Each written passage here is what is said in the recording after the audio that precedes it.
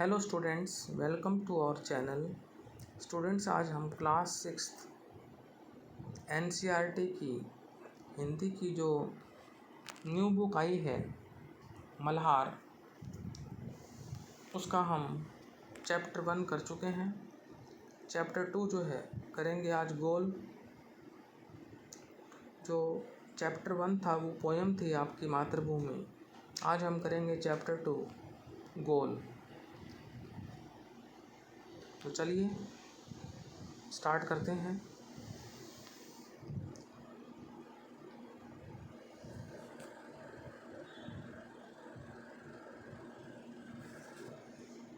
इस पाठ का नाम पढ़कर आपके मन में कुछ गोल वस्तुओं के नाम या चित्र उभरे होंगे।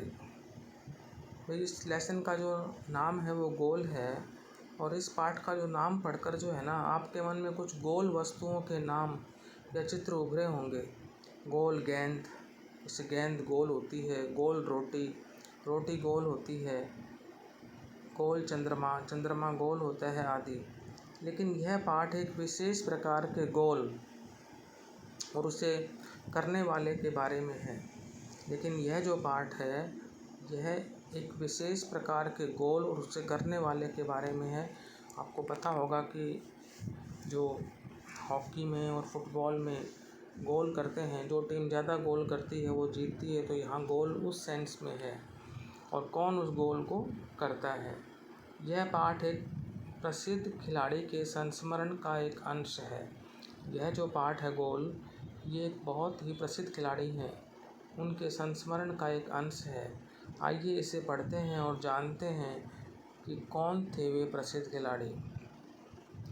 मैं आपको अभी नहीं बता रहा प्रसिद्ध खिलाड़ी, क्योंकि सस्पेंस जो है वो बना रहना चाहिए। आइए इसे पढ़ते हैं और जानते हैं कि कौन थे वे प्रसिद्ध खिलाड़ी, वो फेमस प्लेयर जो है वो कौन थे। खेल के मैदान में धक्का मुक्की और नोक झोंक की घटनाएं होती रहती हैं। जब खेल का मैदान होता है तो उसमें खेल में धक्का मुक्की भी होगी, नोक झोंक की घटनाएं भी होंगी। आमतौर पर इसको हम क्रिकेट में भी देखते हैं। कई बार खिलाड़ियों के बीच में बहस हो जाती है, नोक झोंक हो जाती है, कई बार धक्का मुक्की भी हो जाती है। ऐसे ही हॉकी में भी होता है, फुटबॉल में भी होता है, और गेम्स में भी होता है। खेल में तो यह सब चलता ही है। खेल में तो धक्का मुक्की, नोक झोंक, बहस आदि होती रहती है। जिन दिनों हम खेला करते थे उन दिनों में भी यह सब चलता था। जिन दिनों हम खेला करते थे उन दिनों में भी यह सब चलता था। यानी ये एक प्रसिद्ध खिलाड़ी जो है अपनी बात बता रहा है यहाँ पर। और आपको जो है जब आप इसमें जो है खेल का नाम पढ़ेंगे तो आपको क्लियर हो जाएगा कि ये खिलाड़ी कौन है। सन 1933 की बात है। अब ये जो प्रसिद्ध खिलाड़ी हैं ये बता रहे हैं कि ये सन 1933 की बात है। उन दिनों में मैं पंजाब रेजिमेंट की ओर से खेला करता था। ये प्रसिद्ध खिलाड़ी कह रहे हैं कि उन दिनों में मैं पंजाब रेजिमेंट की ओर से खेला करता था। तो ये रेजिमेंट का नाम है पंजाब रेजिमेंट। एक दिन पंजाब रेजिमेंट और सैम्पर्स एंड माइनर्स टीम के बीच मुकाबला हो रहा था। तो यहाँ पर जो लेखक हैं वो हमें कह रहे हैं कि एक दिन पंजाब रेजिमेंट और सैम्पर्स एंड माइनर्स टीम के बीच मुकाबला हो रहा था। माइनर्स टीम के खिलाड़ी मुझसे गेंद छीनने की कोशिश करते, लेकिन उनकी हर कोशिश बेकार हो जाती, क्योंकि ये जो खिलाड़ी हैं ये पंजाब रेजिमेंट से खेलते थे, और जो माइनर्स टीम के खिलाड़ी हैं वो उनसे गेंद छीनने की कोशिश करते, लेकिन उनकी हर कोशिश जो है बेकार हो जाती, जाया हो जाती। उनका प्रयास जो है वो असफल हो जाता। इतने में एक खिलाड़ी ने गुस्से में आकर हॉकी स्टिक मेरे सिर पर दे मारी। मुझे मैदान से बाहर ले जाया गया। इतने में क्या हुआ कि एक खिलाड़ी को गुस्सा आ गया, माइनर्स टीम के खिलाड़ी को, और उसने गुस्से में आकर जो है हॉकी स्टिक जो है ये लेखक के सिर पर दे मारी। यानी जो मैं आपको बता देता हूँ कि ये गेम जो है ये हॉकी का है, ताकि आपको थोड़ा सा आइडिया हो जाए कि हम कौन से खिलाड़ी की बात कर रहे हैं। जब हॉकी स्टिक का जिक्र आ ही गया तो मैं आपको बता देता हूँ कि ये गेम जो है हॉकी है। इतने में एक खिलाड़ी ने गुस्से में आकर हॉकी स्टिक मेरे सिर पर दे मारी। मुझे मैदान से बाहर ले जाया गया। प्रसिद्ध खिलाड़ी जो है, जो ये यहाँ पर लेखक भी है, उसको जो है मैदान से बाहर ले जाया गया। थोड़ी देर बाद मैं पट्टी बांधकर फिर मैदान में आ पहुँचा। थोड़ी देर के बाद मैं पट्टी बांधकर फिर से मैदान में आ गया। आते ही मैंने उस खिलाड़ी की पीठ पर हाथ रख कर कहा, मतलब जैसे ही मैं मैदान में आया तो मैंने जिस खिलाड़ी ने मेरे सिर पर हॉकी स्टिक मारी थी उसकी पीठ पर हाथ रख कर जो है मैंने कहा, तुम चिंता मत करो, इसका बदला मैं ज़रूर लूँगा। अब जिस खिलाड़ी ने हॉकी स्टिक मारी थी उसको वापस आकर ये प्रसिद्ध खिलाड़ी या लेखक कहते हैं कि तुम चिंता मत करो, इसका बदला मैं ज़रूर लूँगा। मेरे इतना कहते ही वह खिलाड़ी घबरा गया। जब सिर पर पट्टी बांधकर ये प्रसिद्ध खिलाड़ी वापस मैदान पर आए तो उन्होंने उस खिलाड़ी को कहा जिन्होंने इनके सिर पर हॉकी स्टिक मारी थी कि तुम चिंता मत करो, इसका बदला मैं ज़रूर लूँगा। और इतना कहते ही वो खिलाड़ी घबरा गया। अब हर समय मुझे ही देखता रहता कि मैं कब उसके सिर पर हॉकी स्टिक मारने वाला हूँ। उसको डर था कि भाई तूने भी हॉकी स्टिक मारी है तो अब ये खिलाड़ी भी तेरे सिर पर हॉकी स्टिक मारेगा, और कब मारेगा इस बारे में वो सोचता रहा। और हर समय वो इस प्रसिद्ध खिलाड़ी को ही देखता रहता कि कब उसके सिर पर हॉकी स्टिक वो मारने वाला है। मैंने एक के बाद एक झटपट 6 गोल कर दिए। अब इस प्रसिद्ध खिलाड़ी ने मैदान पर लौटते ही एक के बाद एक झटपट 6 गोल कर दिए। खेल ख़त्म होने के बाद मैंने फिर उस खिलाड़ी की पीठ थपथपाई। जब खेल ख़त्म हो गया तो मैंने क्या किया, जिस खिलाड़ी ने मेरे पर हॉकी स्टिक मारी थी मैंने उसकी पीठ थपथपाई और बोला मैं उसको, दोस्त खेल में इतना गुस्सा अच्छा नहीं, जब हम खेल खेलते हैं तो हमें गुस्सा नहीं आना चाहिए, मैंने तो अपना बदला ले ही लिया है। अब ये प्रसिद्ध खिलाड़ी उसको कहते हैं, उस हॉकी स्टिक मारने वाले को, कि मैंने तो अपना बदला ले लिया है। मतलब बदला किस सेंस में लिया, उसको वापस हॉकी स्टिक मार कर नहीं बल्कि गोल कर कर 6 गोल कर कर ये बदला लिया इस प्रसिद्ध हॉकी खिलाड़ी ने। अगर तुम मुझे हॉकी नहीं मारते तो शायद मैं तुम्हें 2 ही गोल से हराता। अब ये बात कहते हैं जिस प्रसिद्ध खिलाड़ी जिसने 6 गोल करे, वो बोलते हैं उस हॉकी स्टिक मारने वाले खिलाड़ी को कि यदि तुमने मुझे हॉकी नहीं मारी होती तो मैं शायद 2 गोल से ही हराता। वह खिलाड़ी सचमुच बड़ा शर्मिंदा हुआ। उस खिलाड़ी को वास्तव में शर्मिंदगी महसूस हुई।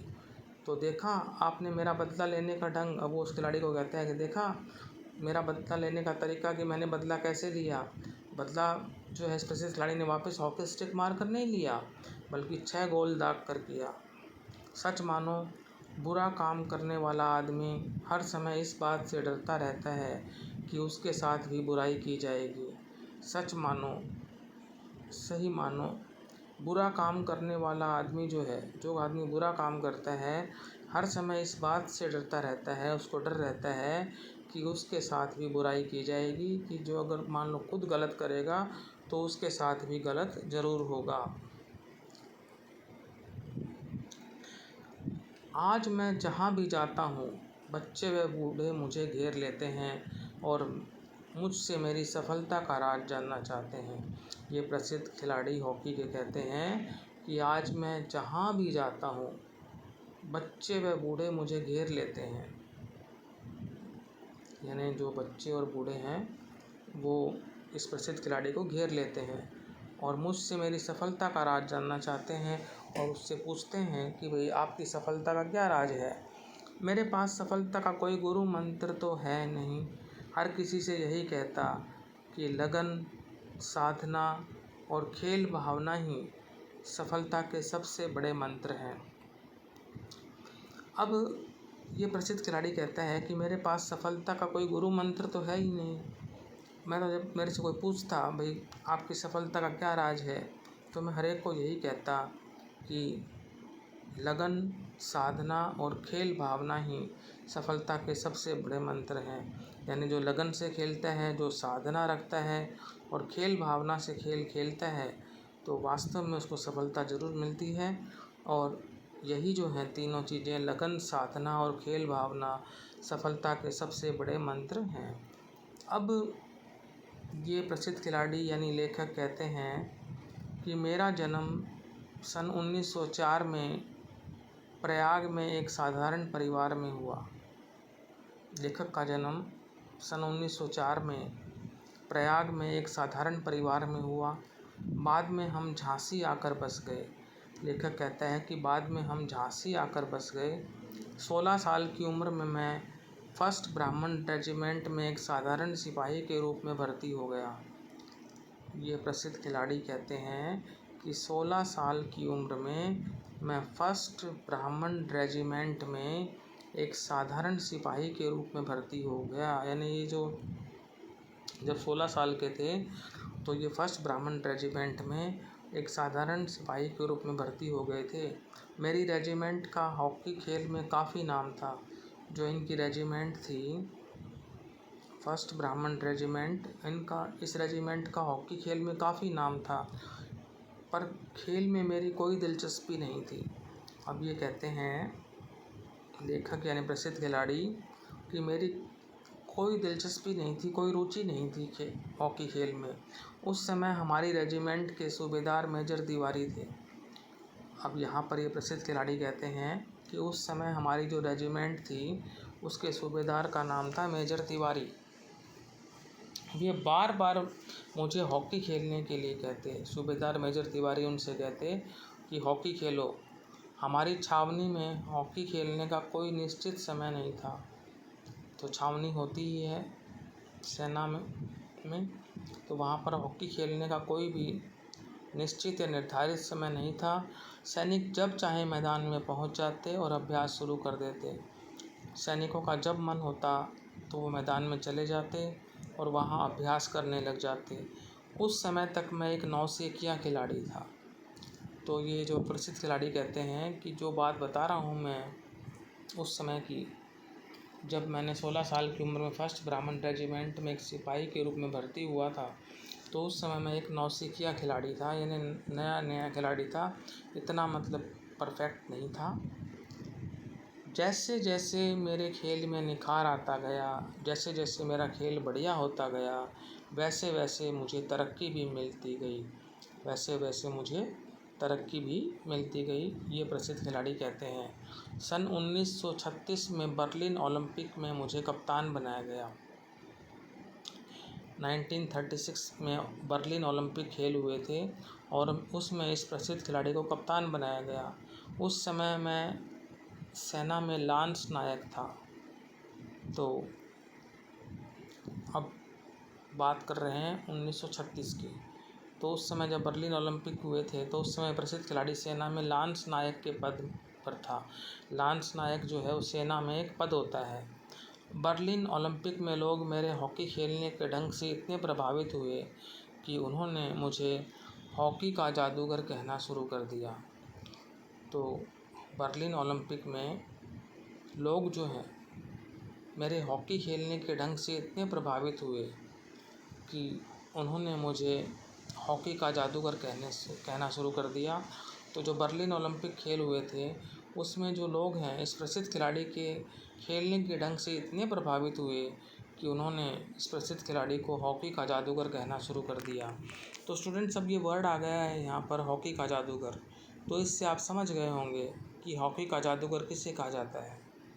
तो स्टूडेंट्स, हॉकी का जादूगर कहा जाता है मेजर ध्यानचंद को।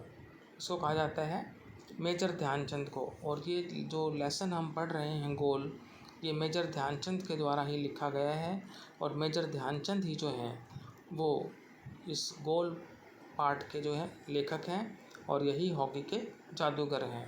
और यही 1936 में जो हैं बर्लिन ओलंपिक में भारत के कप्तान थे। कौन थे बर्लिन ओलंपिक में भारत के कप्तान? मेजर ध्यानचंद। तो अब क्लियर हो गया है आपको। इसका यह मतलब नहीं कि सारे गोल मैं ही करता था। अब मैं नाम लूँगा मेजर ध्यानचंद का ही। इसका मतलब ये नहीं कि सारे गोल मेजर ध्यानचंद ही करते थे। मेरी तो हमेशा यह कोशिश रहती कि मैं गेंद को गोल के पास ले जाऊं। मेजर ध्यानचंद की यह कोशिश रहती थी कि वो गेंद को जो है गोल के पास ले जाएं। ये आप हॉकी खेल देख रहे हैं, ये फ़ोटो है। तो गोल के पास ले जाकर अपने किसी साथी खिलाड़ी को दे दो ताकि उसे गोल करने का श्रेय मिल जाए। मेजर ध्यानचंद जो प्रसिद्ध हॉकी खिलाड़ी हैं, हॉकी के जादूगर हैं, वो सोचते थे कि वो गेंद को गोल के पास ले जाकर अपने किसी साथी खिलाड़ी को दे दें ताकि उसको गोल करने का श्रेय मिल जाए। और ये जो आप देख रहे हैं, भारतीय हॉकी टीम ने 1936 के बर्लिन ओलंपिक में जीत दर्ज की, उस समय का फ़ोटो है ये। अपनी इस खेल भावना के कारण मैंने दुनिया के खेल प्रेमियों का दिल जीत लिया। अपनी इसी खेल भावना के कारण मैंने दुनिया के खेल जो प्रेमी थे उनका दिल जीत लिया। बर्लिन ओलंपिक में हमें स्वर्ण पदक मिला। बर्लिन जो ओलंपिक में थे, भारत को स्वर्ण पदक मिला। खेलते समय मैं हमेशा इस बात का ध्यान रखता था कि हार या जीत मेरी नहीं बल्कि पूरे देश की है। खेलते समय मेजर ध्यानचंद जो हॉकी के जादूगर हैं, वो हमेशा इस बात का ध्यान रखते थे कि हार या जीत जो है वो मेरी नहीं है बल्कि पूरे देश की है। जीत है तो देश की है, हार है तो देश की है। तो ये मेजर ध्यानचंद आप देख रहे हैं लिखा हुआ है। तो ये लेखक हैं जिन्होंने ये आपका जो पाठ गोल लिखा है। तो अब जो है लेखक से परिचय देख लेते हैं। यदि कोई खिलाड़ी अपनी आत्मकथा का नाम गोल रखे तो इस नाम को पढ़कर इतना तो तुरंत समझ में आ जाता है कि उसे खेल से कितना प्यार रहा होगा।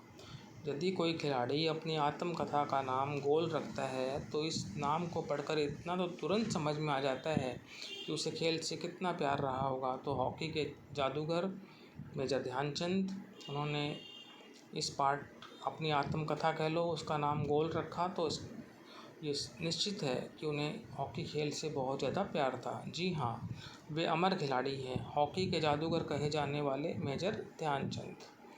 इतने महान कि भारत उनके जन्मदिन को राष्ट्रीय खेल दिवस के रूप में मनाता है। जब मेजर ध्यानचंद का जन्मदिन आता है तो उस दिन जो है नेशनल स्पोर्ट्स डे मनाया जाता है, जिससे लाखों भारतवासी उनके जीवन से प्रेरणा ले सकें। उनके जन्मदिन को भारतीय खेल दिवस के रूप में मनाया जाता है, जिससे कि जो लाखों भारतवासी हैं उनके जीवन से प्रेरणा ले सकें। उसके बाद है इतने महान खिलाड़ी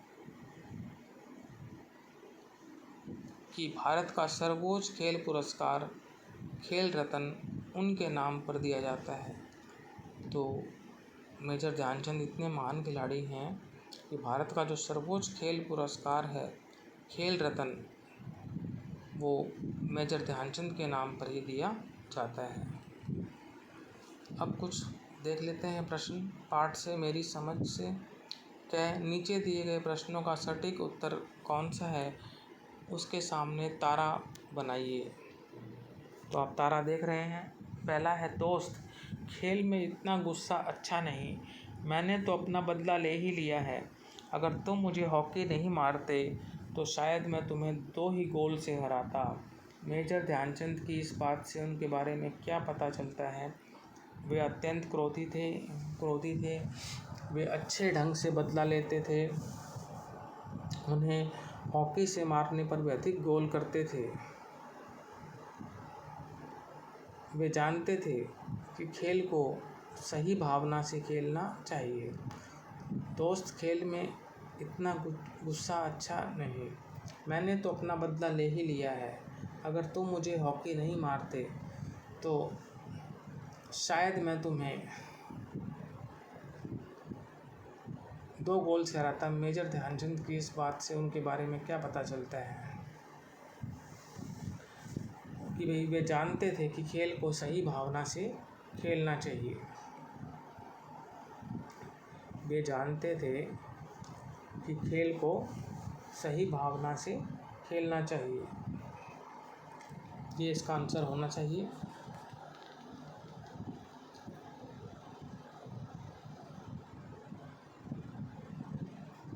अब वैसे देखा जाए तो यहाँ पर जो है उनको हॉकी मारी गई तो उन्होंने 6 गोल करे, अन्यथा वो कहते हैं कि 2 गोल करते हो। तो यहाँ पर स्टूडेंट्स जो ऑप्शन 3 दे रखे हैं उन्हें हॉकी से मारने पर भी अधिक गोल करते थे।